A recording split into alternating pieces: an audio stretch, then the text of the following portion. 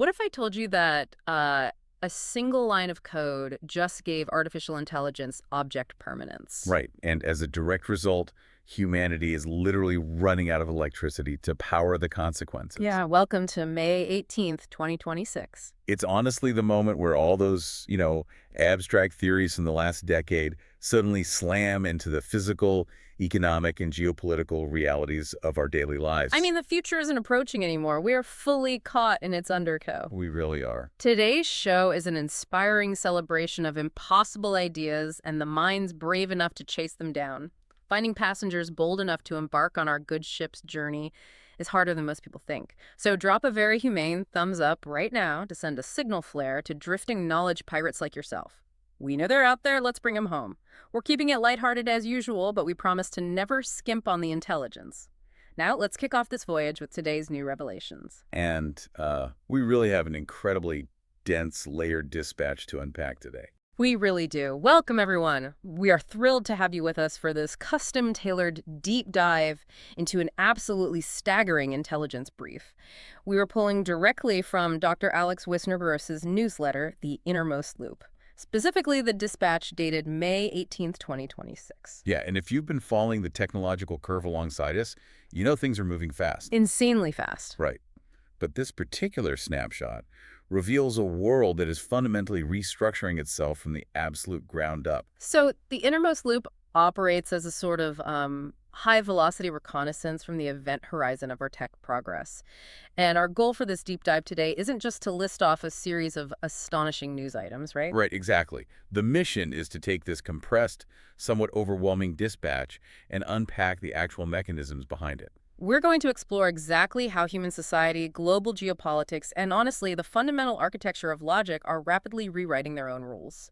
So let's start with a foundational shift in how artificial intelligence actually thinks. Yeah, the dispatch reveals this fascinating development from Microsoft's Nando to Freitas, who claims that a single line of code is all it takes to prevent large language model agent delusions. It's wild. And the mechanism here is incredibly elegant. It basically involves masking an agent's past actions from its history. So the AI stops mistaking its own hallucinations for actual immutable memory. Exactly. This is a monumental leap in cognitive architecture. And to really grasp why, we have to look at the mechanics of an agentic loop. Right. We all know that an LLM generates a response by mathematically predicting the next most likely token. Like when you or I ask a chatbot a question, it predicts an answer. And if it gets a fact wrong, we just call that a hallucination? Yeah, and in a single-turn conversation, a hallucination is just a mistake. No big deal. But an agentic AI, an AI that is designed to take actions autonomously over hundreds or thousands of steps, that operates very differently. Yeah, because it has to read its own previous outputs to decide what to do next. It feeds its own exhaust back into its intake manifold. That's exactly it. The AI writes its action into its context window. So let's say at step 1, the AI hallucinated a parameter about a software environment. By step 3, the AI reads its own past output. Okay, I see where this is going. Right. But here is the critical flaw. Traditional models do not differentiate between a fact about the external world and something I just guessed 3 seconds ago. Wow. It treats that past hallucination as a concrete memory. So it builds logic on top of a flawed foundation.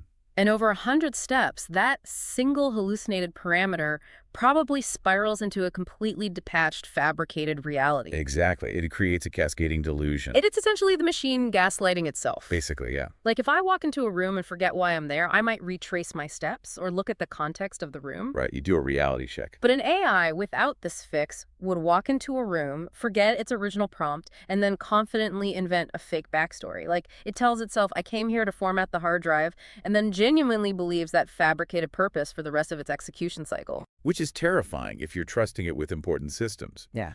And what Freitas is proposing with this single line of code is mathematically masking those past generative actions during the evaluation phase. Okay, so instead of relying on its potentially flawed past assumptions, The agent is forced to constantly reevaluate the current objective state of the world at every single step. so it's not just fixing a bug, it's literally giving the artificial mind object permanence for its own thoughts. You're isolating the generative loop from the episodic memory buffer. That is a perfect way to conceptualize it. And when you stop the machine from corrupting its own fundamental architecture, you cross a major threshold. It stops being a stochastic parrot. Exactly. It begins to reliably audit its own mind. It becomes a stable foundation upon which you can build actual critical infrastructure. Which immediately explains the next major point in the dispatch. With this new stability, we're seeing the rollout of tools like Grok Build from SpaceX AI. The dispatch describes Grok Build as an early beta coding agent and a command line interface, or CLI, for software engineering. This feels like a massive pivot. It is. We are moving away from the conversational paradigm where the AI is just this, advisor in a chat window. Yeah, because a conversational AI just gives you syntax. You ask it for a Python script, and it prints text on your screen. But you, the human, still have to copy that text, paste it into your IDE, manage the dependencies, run the compiler, and debug the errors. Right. You are still the physical bridge between the AI's logic and the computer's operating system. Completely. Yeah. But giving the AI a CLI fundamentally changes that relationship. A command line interface gives the AI direct access to the machine's nervous system. So Grok Build isn't just writing text. No, it is executing commands, spinning up virtual environments, pulling repositories, assembling directory structures, and compiling code. That's the transition from an advisory role to an active architectural role. The AI is now a builder. Exactly. But here is where the narrative takes a really unexpected turn. While the American companies, your Microsofts, your SpaceX AIs, are laser-focused on logic models, reasoning, and coding architecture, the dispatch highlights a profound geopolitical shift on an entirely different frontier. Yeah, the Chinese tech groups. Right. Specifically, ByteDance and Kuaishou, they have apparently overtaken the U.S. in video generation. And the fuel for this dominance isn't coding repositories, it's the massive short-form video libraries constantly being devoured by their advertising, e-commerce, and entertainment sectors. Which forces us to reevaluate how data diets shape artificial intelligence. For the past decade, the American approach to AGI has been predominantly text-based. Right, we scrape the textual internet, Wikipedia, Reddit, academic papers, GitHub. And that data diet produced models that are incredible at reasoning, logic, and semantic understanding. Text teaches an AI the rules of human thought. But text is an abstraction. I mean, it's a low-bandwidth representation of reality. Exactly. And the Chinese tech giants took a completely different path, because their domestic tech ecosystems over the last decade have been heavily optimized around short-form visual media. So companies like ByteDance have just amassed exabytes of high-definition video data, all categorized by extreme engagement metrics. Right. When you train a massive neural network not on Wikipedia, but on billions of hours of humans moving, dancing, and interacting with objects, the model isn't learning semantic rules. It's learning the fundamental physics of the visual world. Precisely. I really want to pause on this because I think we need a strong metaphor for you, the listener, to separate these two approaches. Training an AI on Wikipedia text is like teaching an AI the rules of chess. Okay. It learns how the knight moves, it learns the strategy, it understands the game perfectly, in theory. But training an AI on billions of TikToks and e-commerce streams is like teaching the AI the physics of dropping the physical chessboard on the floor. Yeah, that's good, right. It implicitly learns gravity, the friction of the wood, how the light reflects off the pieces as they scatter. That is a phenomenal analogy. Because to flawlessly generate a video of a glass of water tipping over and spilling onto a table, the AI model doesn't need to know the semantic definition of water. Right. It has to inherently possess a physics engine. It has to calculate fluid dynamics, light refraction, material physics, and temporal consistency. And the Chinese models, fueled by their relentless short-form entertainment algorithms, have basically mastered this physical simulation faster than models trained primarily on static data. Yeah, they have. But I want to push back on this a bit because the dispatch frames this development as the frontier no longer being reliably American. Does winning the video generation race really mean they are overtaking the U.S. in the broader AI frontier? It's a fair question. I mean, let's be honest about the data we're talking about here. It's people doing viral dances and hyper-optimized e-commerce ads. Is a hyper-realistic generated video of a cat truly artificial general intelligence? Or is the real AI the agent auditing complex code and preventing systemic delusions? Well, it's a debate that is actively tearing the AI research community apart right now. Your skepticism is entirely warranted. You can argue that generating a flawless deepfake ad is the ultimate parlor trick. Right. A highly localized optimization that doesn't scale to general reasoning. Exactly. But here is the counterargument. If an AI can perfectly simulate the physical world in high definition, it possesses a world model. And many researchers believe that a robust world model is the absolute prerequisite for true AGI. That makes sense. Furthermore, even if it is just a parlor trick, you cannot underestimate the sheer economic gravity of that trick. Oh, totally. Because if you control visual media, you control reality for a massive portion of the population. Exactly. If these models monopolize the creation of advertising, synthetic entertainment, and visual communication, the cultural and economic power shifts dramatically, regardless of who writes the most efficient back-end Python code. So if we synthesize these developments, we have American models acting as hyper-competent software engineers and Chinese models generating infinite, flawless, physics-based realities. Yeah, that's the landscape. But the immediate side effect of all this hypercompetence isn't just a utopian wave of progress. In fact, if we look at the next part of the dispatch, the immediate result is an overwhelming, crushing avalanche of digital output that is actively breaking our most vital systems. Yes. The author introduces a brilliant, defining concept for this era. He says, cheap intelligence also means cheap noise. Cheap noise. That perfectly captures the paradox we are living in. It really does. The dispatch highlights bug bounty programs as the prime casualty of this dynamic. BugCrowd, which runs security testing for massive clients ranging from OpenAI to T-Mobile, saw their AI-generated vulnerability reports quadrupled in just 3 weeks. It's staggering. And Linus Torvalds, the legendary creator of Linux, called the Linux kernel's security mailing list almost entirely unmanageable because it's completely choked with duplicate AI-generated reports. To understand why this is breaking the system, we really have to look at the historical economics of cybersecurity. Okay, let's do that. For the last 40 years, finding a vulnerability in complex software required human labor. A highly skilled security researcher had to sit down, reverse engineer the code, and spend days or weeks hunting for an exploit. Because human labor is incredibly expensive and time-consuming, so the friction was high. Exactly. You only received a vulnerability report when a human was highly confident they had found something real. The cost of producing the intelligence acted as a natural filter. Precisely.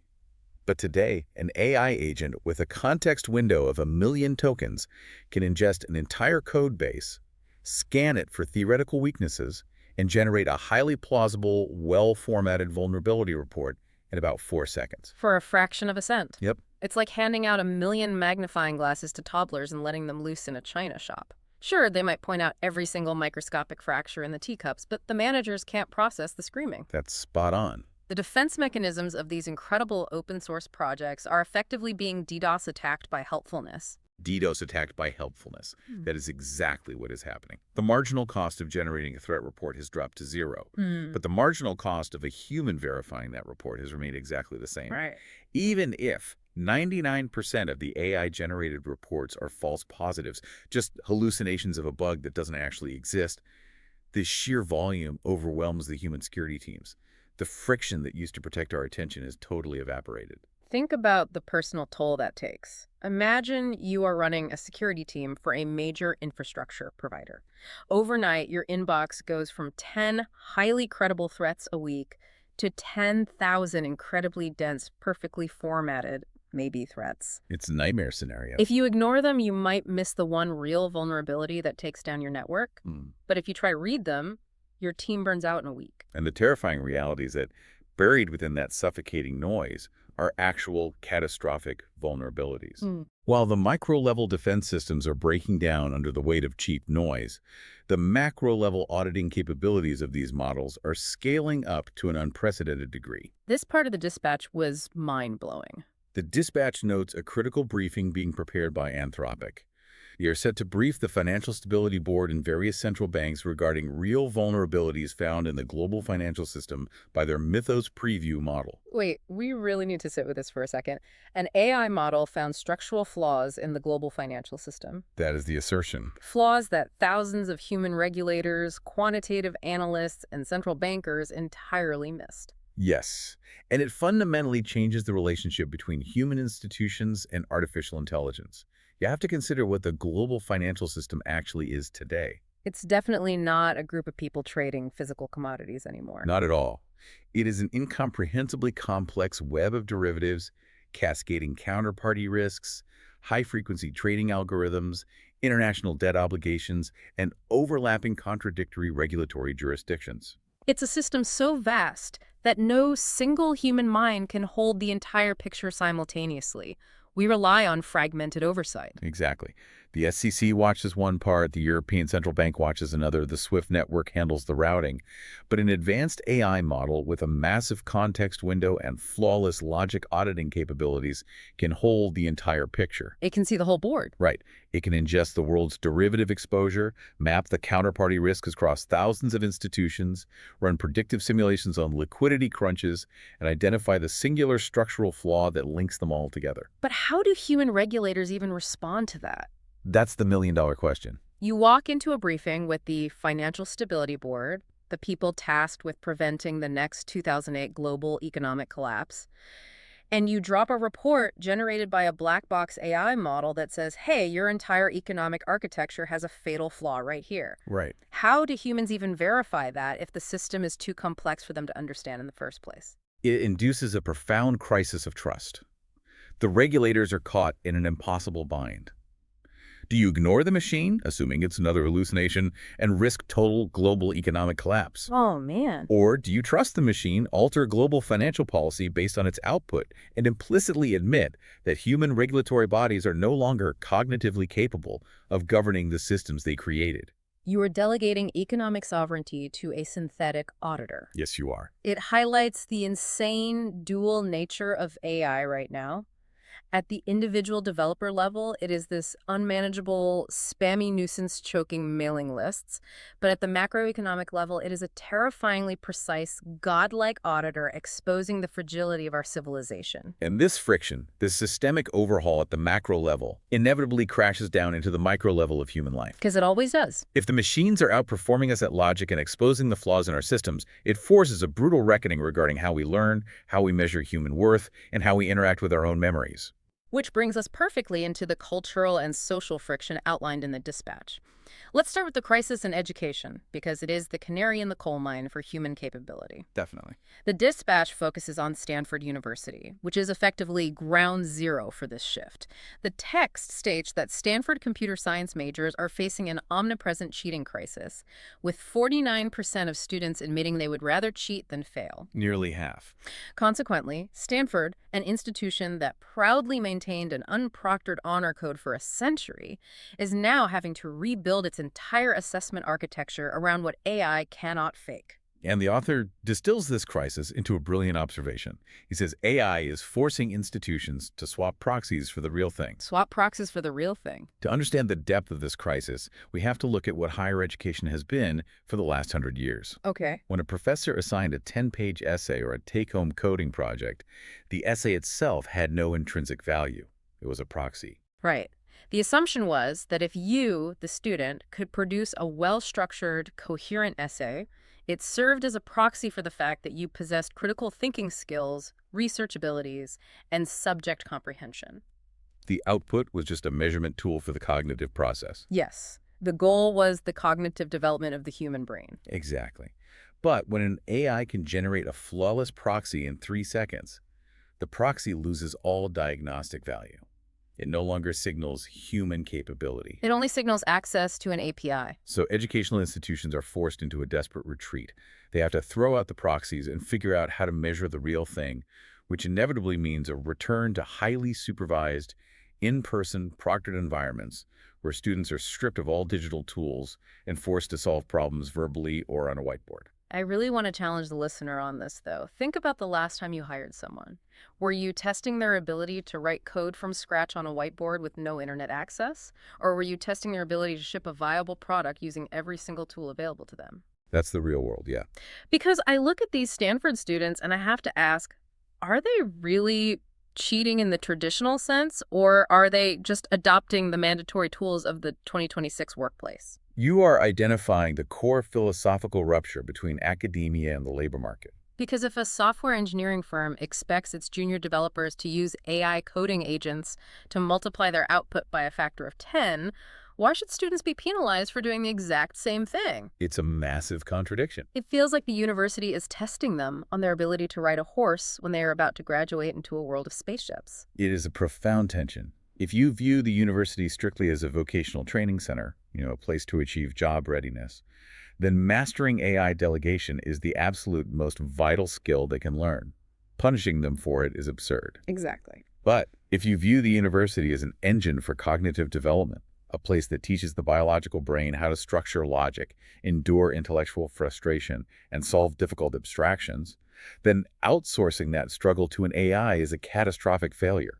Wow, yeah. If the brain never encounters friction, it never builds the neural pathways for deep reasoning.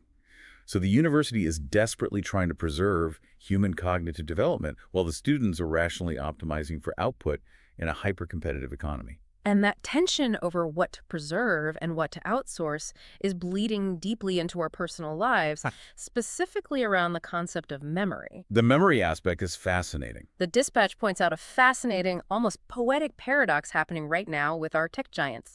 Apple's new ChatGPT-like Siri integration will reportedly auto-delete chats, leaning heavily into user privacy. Right. But simultaneously, a flock surveillance camera in Troy, New York, just helped convict a man of manslaughter. The text phrases it perfectly. Ephemeral where you want it, indelible where it counts. This is a profound shift in how we relate to the past. Yeah. Historically, memory was a biological function that decayed naturally. Wait, we just forgot things. Then, we entered the digital age, where data storage became so cheap that the default state of the universe became perfect, permanent memory. We surrounded ourselves with sensors, logs, and databases that recorded everything. We built a world that never forgets. But we're slowly realizing that perfect, permanent memory is psychologically exhausting. It is paralyzing. It really is. We don't actually want an omnipresent digital assistant that perfectly remembers every weird, embarrassing 3.00 AM query we've ever made. We want the comfort of ephemeral interactions. We want a machine that forgets. So, Apple auto-deleting Siri chats feels like a deep relief to consumers. It mimics the safety of human forgetfulness. Yes, but societally, when it comes to justice or liability, we demand the exact opposite. Right. We demand the absolute, unforgiving, indelible memory of a flock surveillance network. We want the AI to perfectly reconstruct the timeline of a crime without bias or decay. We are trying to build this incredibly narrow tightrope where the AI remembers exactly what we need it to with perfect fidelity, but perfectly forgets everything else. And navigating that tightrope is generating immense cultural fatigue. The public is being pulled between the utopian promises of frictionless AI and the dystopian reality of perfect surveillance, job displacement, and algorithmic judgment. Which completely explains the incredible cultural backlash noted in the dispatch. It mentions that former Google CEO Eric Schmidt was actually booed at the University of Arizona's commencement the moment he even brought up AI in his speech. So boot off the stage, essentially. Yeah, and Wired magazine apparently coined the term the sad wives of AI to describe partners who are left managing the exhausting reality of everyday life while someone mansplains the singularity to them. It's so visceral. It feels like the general public is just over it. What you are seeing is profound tech utopian fatigue. For the Silicon Valley elite, AI is this fascinating frontier of human progress. But for the average person, the promise of the singularity hasn't resulted in a life of leisure or enlightenment. Not at all. It has resulted in a deluge of cheap noise, deep anxiety about their economic utility, and an omnipresent sense of being rendered obsolete. It totally reminds me of the early days of crypto, where the technology was suddenly unavoidable, but the relentless evangelism from the tech bros became socially unbearable. Oh, exactly like that. You had these people telling you how the blockchain was going to solve world peace while your rent was going up, only this time the stakes are so much higher. Infinitely higher. You could ignore a Bitcoin wallet, but you can't ignore the fact that an AI is auditing the financial system and your children are using it to bypass their cognitive development. And you definitely cannot ignore the physical footprint required to sustain it all, because all of this invisible software, all of this cultural friction, the endless data generation, the massive context windows, it all requires a physical anchor. Yeah, the hardware. You cannot run a global financial audit on Anthropic's models or query Apple's new Siri without burning immense amounts of physical hardware and raw electrical power. Which brings us to a massive geopolitical pivot. The software is no longer constrained by its code, it is constrained by reality. The dispatch details how the physical layer, the hardware, the chips, the energy, is suddenly being treated as a sovereign asset. Yes. Now, for full transparency with you, our listener, we are going to report the next few geopolitical events strictly as they are presented in the text, taking absolutely no stance on the politics involved, simply to convey the reality of this 2026 timeline. It is absolutely essential to look at these moves purely structurally. So the text states that the President of the United States said the White House should have asked for a bigger stake in Intel beyond its current 10% holding, especially after landmark deals lifted Intel's stock over 300%. If you step back and unpack the structural implications of that statement, the shift is staggering. Okay, walk us through it. Throughout the late 20th and early 21st centuries, microchips were treated as commercial goods. They were highly complex, yes, but economically they were treated like cars or televisions, important consumer products manufactured and traded by private companies in the global market. But the U.S. government holding a 10% direct stake in a chip manufacturer, and the president publicly desiring a larger stake, that signals a complete reclassification of the technology. Precisely. Advanced silicon logic gates are no longer commercial goods.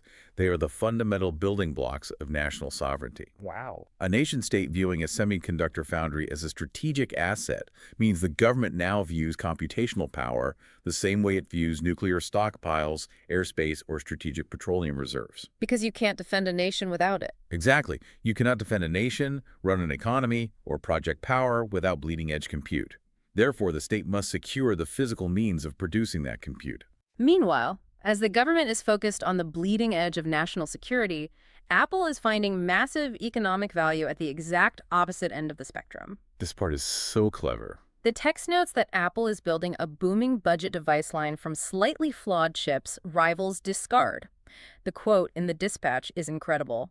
"When silicon is the prize, there is no bad chip, only a cheaper one." This is a masterclass in exploiting economic inversions. I know most of our listeners are familiar with the concept of dinning in chip manufacturing. Right. When you print billions of microscopic transistors on a silicon wafer, the process is never mathematically perfect. Some chips come out flawless, while others might have a defective core, a slight voltage irregularity, or run a bit too hot. And historically, those slightly flawed chips are binned down. They get disabled or sold for pennies to be used in low-end disposable electronics. But Apple recognized a profound shift in the baseline.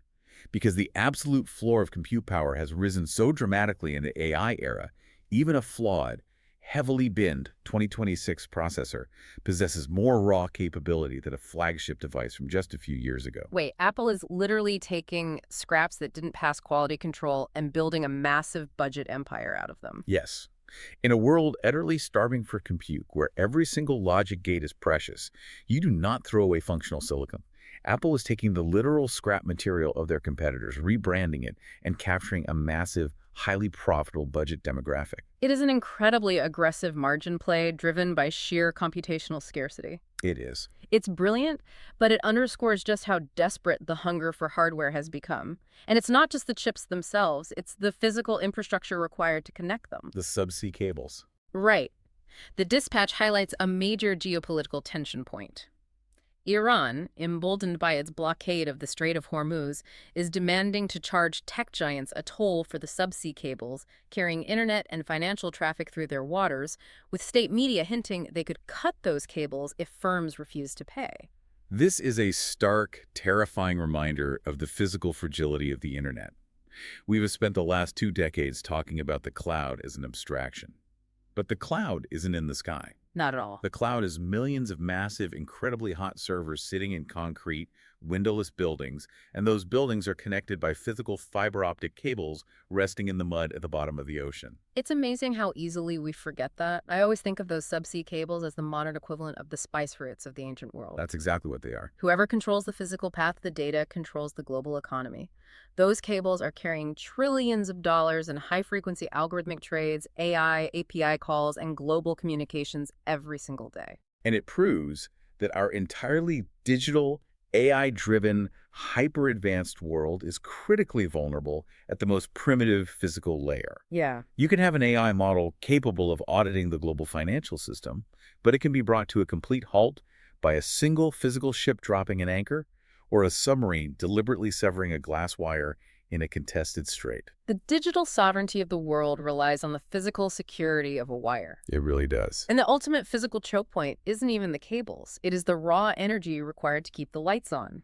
The dispatch details a massive, historic move in the energy sector. NextEra Energy agreed to buy Dominion for $67 billion, making it the biggest power deal in history, specifically to form a colossus across Virginia's data center belt. Virginia's data center build is essentially the beating heart of the global internet.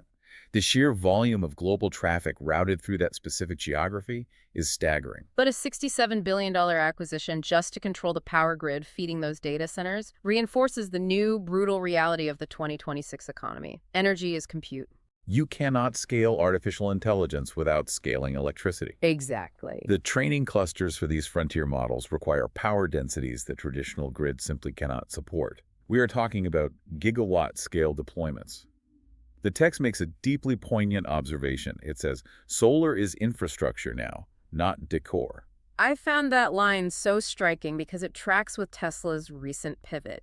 The dispatch notes that Tesla is actually dropping its solar roof tiles, the ones famously designed to look like normal, aesthetically pleasing shingles on a suburban home, in favor of producing plain, highly efficient solar panels built in their Buffalo factory. It perfectly illustrates the shift.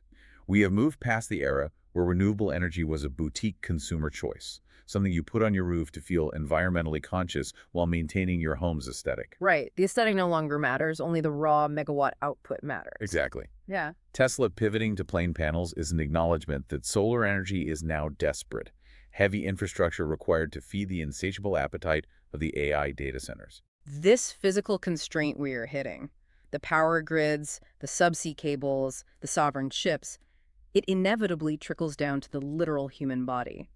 When we are pouring gigawatts of power into synthetic entities, we force biological humans to compete against them. Which is an uneven match. Let's look at the visceral example in the dispatch regarding flesh versus steel. This is perhaps the most sobering narrative in the entire brief. It really is. Figure, a leading robotics company, held a direct competition between a human worker and their humanoid package sorter.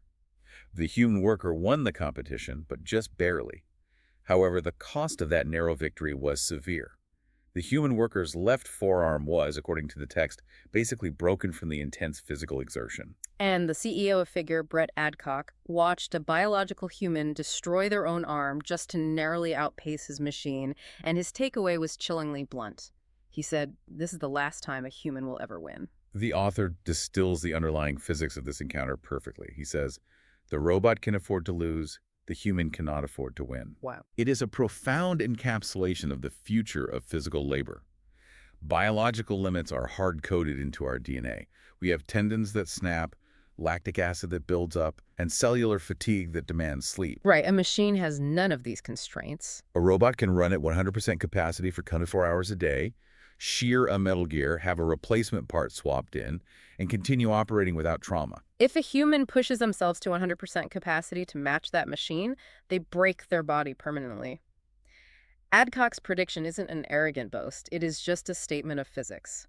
The machines will iterate, update their software, and move faster. The human musculoskeletal system is not going to receive an update. Exactly. I have to pause and challenge the inherent bleakness of this story, though. The phrasing makes it sound like this dystopian nightmare flesh, broken and bleeding against cold steel. But if you flip the perspective entirely, isn't this actually a utopian milestone?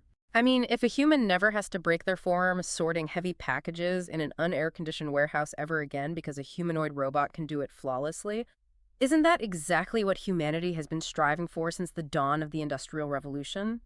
Liberating biological humans from back-breaking, physically destructive labor. That is the ultimate utopian argument, and theoretically it is entirely correct.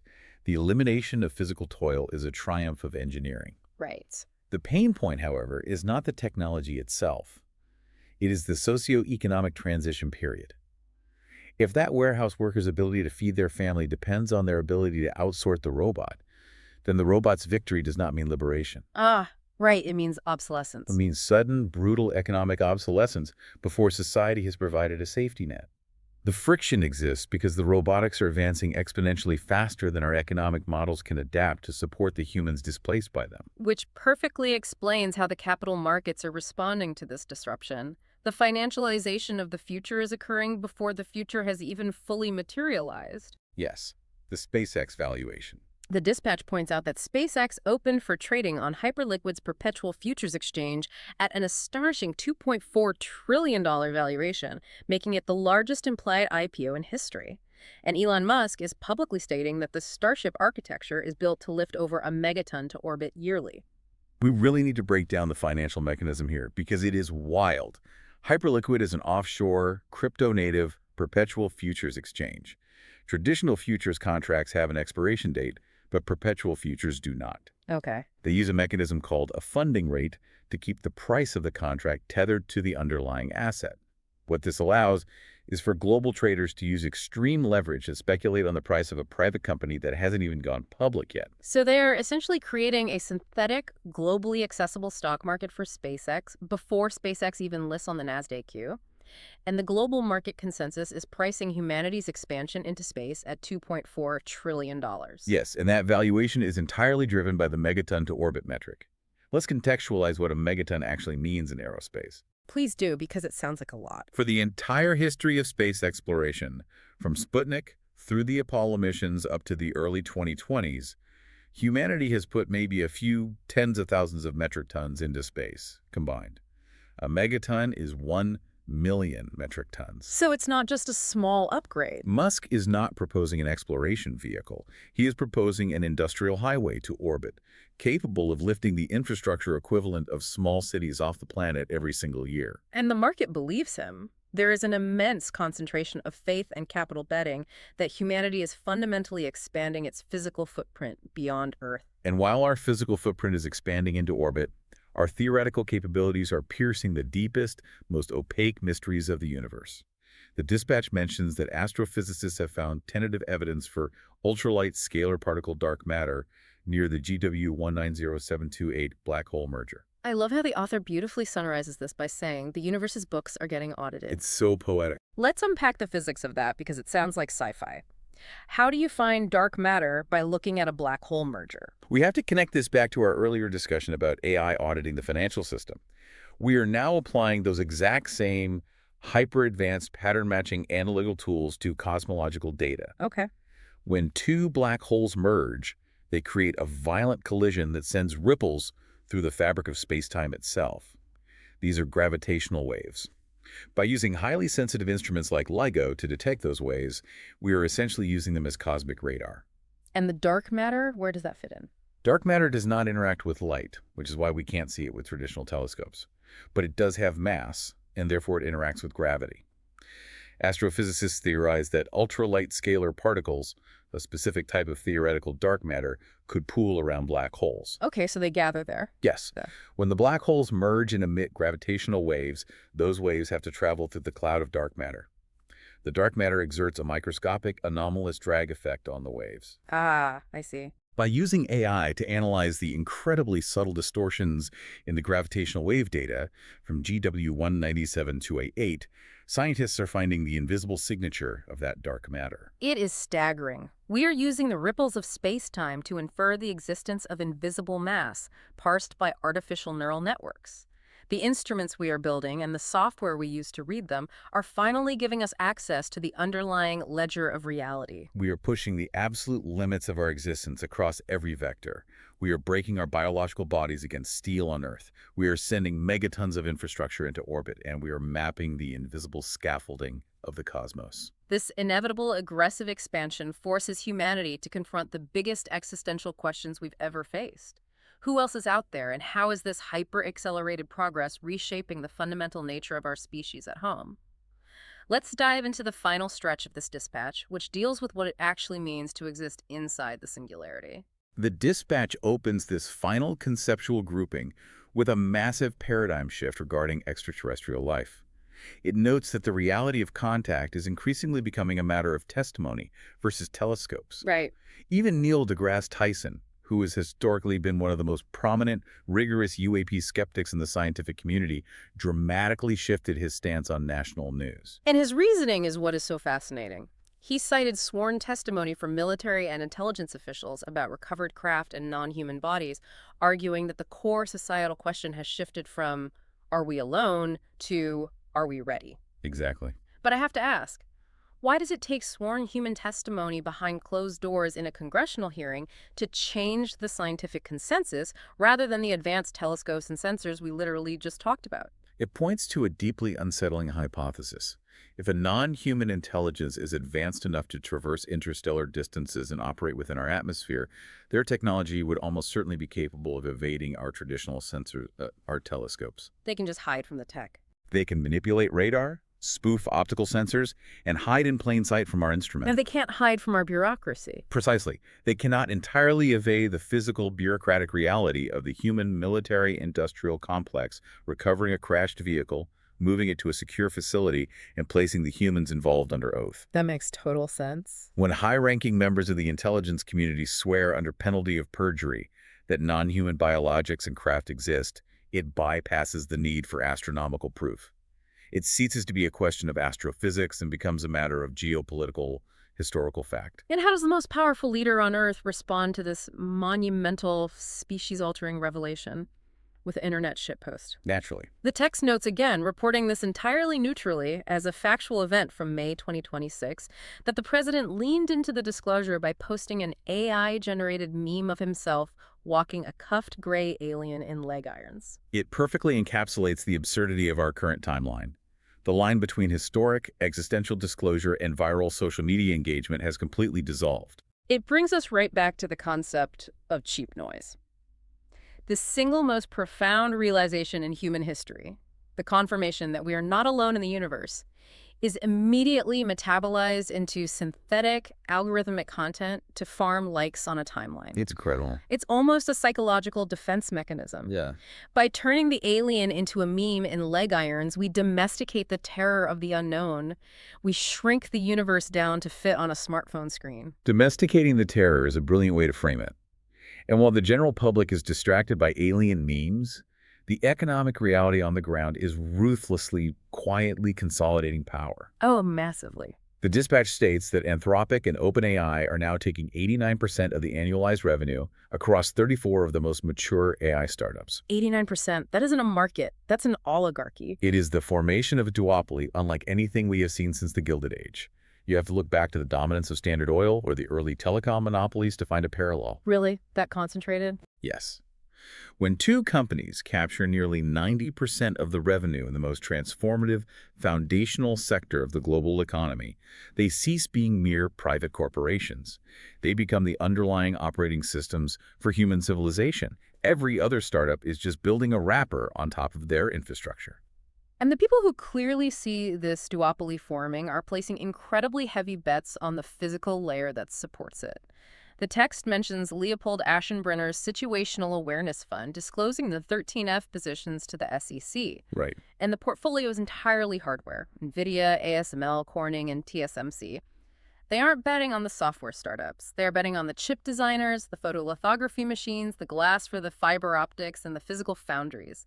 They are buying the picks and shovels for the Singularity.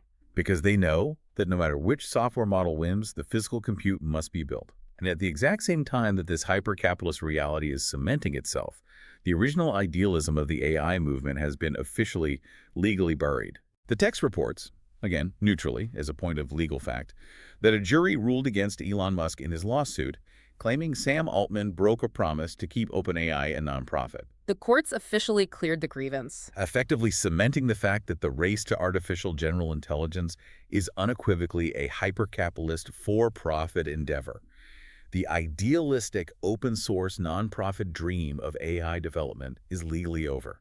The market has won. It is a profound juxtaposition. We have these overwhelming economic monopolies taking shape, dictating the future of humanity, while our culture is accelerating so fast that it is instantly archiving its own recent past. The Doom soundtrack detail was great. Yeah, the dispatch notes that the Library of Congress just added the original Doom video game soundtrack to the National Recording Registry. The author hilariously describes this as preserving a little piece of hell. Archiving the Doom soundtrack is incredibly symbolic. Doom, released in the early 1990s, was the absolute frontier of digital violence, 3D rendering, and network gaming. It was revolutionary. By placing it in the sacred halls of human history, alongside classical compositions and historic presidential speeches, society is acknowledging its own digital adolescence.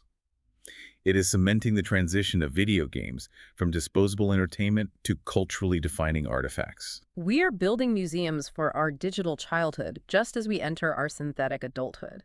But here is the most jarring, sobering point in the entire dispatch, and Dr. Wisner-Gross explicitly notes that this one quiet data point outweighs them all. This is the big one. Population records and Google search data have directly tied a massive plunge in the global birth rate to the spread of smartphones. It is the ultimate tragic systemic feedback loop.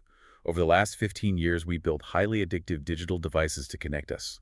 We embedded them with algorithms designed by supercomputers to hijack our dopamine receptors and capture our absolute attention. And the biological result of that digital capture is that human reproduction crashes. Exactly. I want you, the listener, to take a step back and look at the totality of the picture we've painted today.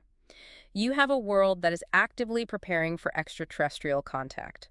We are sending millions of metric tons of infrastructure into orbit. Right. We are using gravitational waves to solve the mysteries of dark matter. We have AI agents actively auditing the structural flaws of the global financial system. But at the exact same time, we have stopped having kids because we are too busy staring at glowing rectangles in our hands. It's so dystopian when you put it like that. I have to ask, is the Singularity a launch pad for our species, or is it a great filter? It feels like a fundamental glitch in the human operating system. We were essentially substituting biological reproduction with digital computation. And that exact tension is perfectly, chillingly captured in Dr. Wisner-Gross's final sign-off for the dispatch. He writes, "Be fruitful and multiply accumulate." For those who might not know the math, what exactly is a multiply accumulate operation?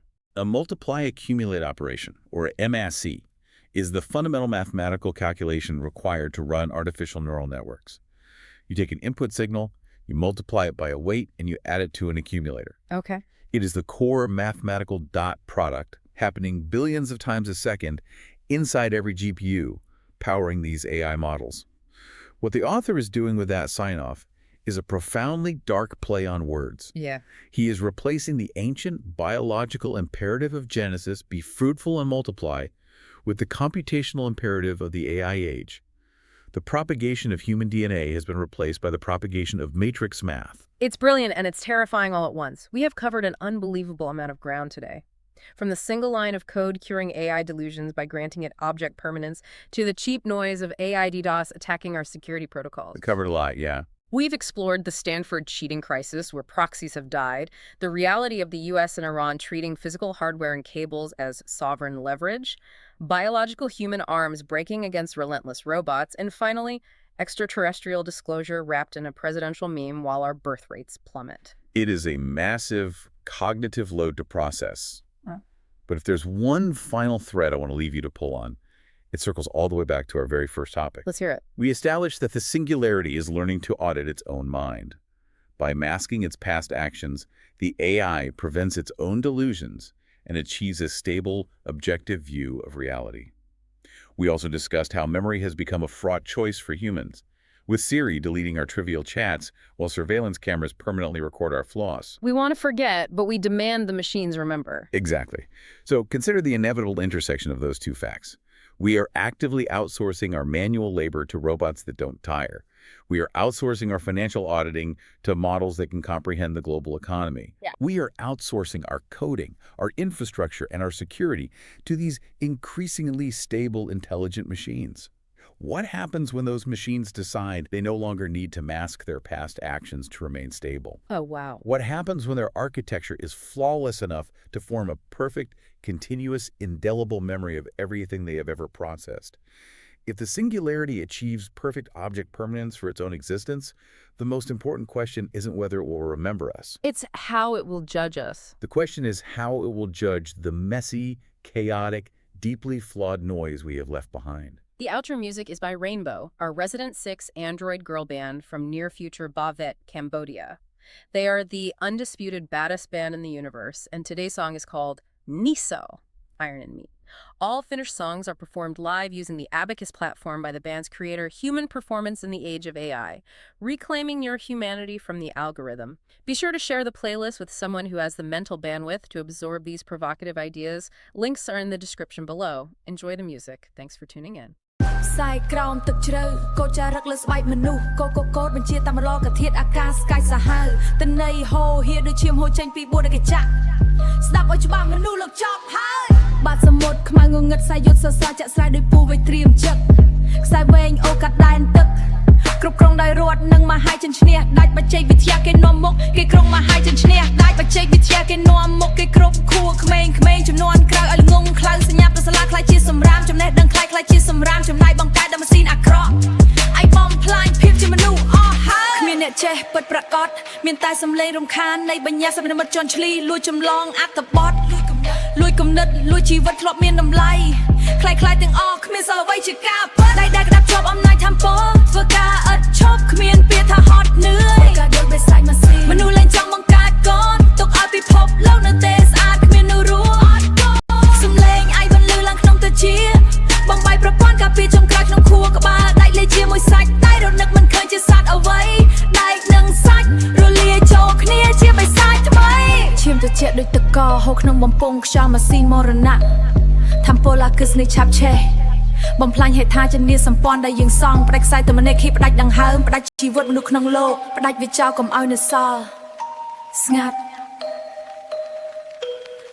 មានតែសំឡេងកង្ហាវវល់រាំថើនស្ងាត់សម្លាប់ភាពជាមនុស្សបោះចោលក្នុងលូទឹកស្អុយកោបញ្ជាស្លាប់រស់កូដកំណត់ជោគវាសនាផែនដីចិញ្ចឹនគេនាំមកគ្រប់ជំហានគេសង់អនាគតដែកថែបមមួនរ៉ូបូតអាកាត់វាស្រែរ៉ូបូតកាន់កាប់រោងចក្រក៏បដិញមួយចេញរ៉ូបូតជំនួសមនុស្សកំចាត់មួយចោលគេសង់អនាគតដែកមុំហោសាច់ដែលធ្លាប់ដៅខ្លាយជាត្រឆាច់មកភ្នូចោលសាច់ជាត្រជាក់ដូចដែកថាខាងតកករ៉ូបូតជំនួសមនុស្សកំចាត់មួយចោលសាច់ដែលធ្លាប់ក្តៅខ្លាយទៅជាដូចដែកថែបក្នុងទឹកកកដែលឈ្នះសាច់សម្នេមកឈ្នះធម្មជាតិរ៉ូបូតជំនួសមនុស្សកំចាត់មួយចោលសាច់ដែលធ្លាប់ក្តៅខ្លាយទៅជាដូចដែកថែបក្នុងទឹកកកដែលឈ្នះសាច់សម្នេមកឈ្នះធម្មជាតិ01បញ្ជើងមនុស្សជាតិពីផែនដីមួយបំបត្តិដល់ជើងមនុស្សជាតិពីផែនដីឈប់សោចឈប់យំឈប់មានប្រលឹងជាមនុស្សទៅទៀត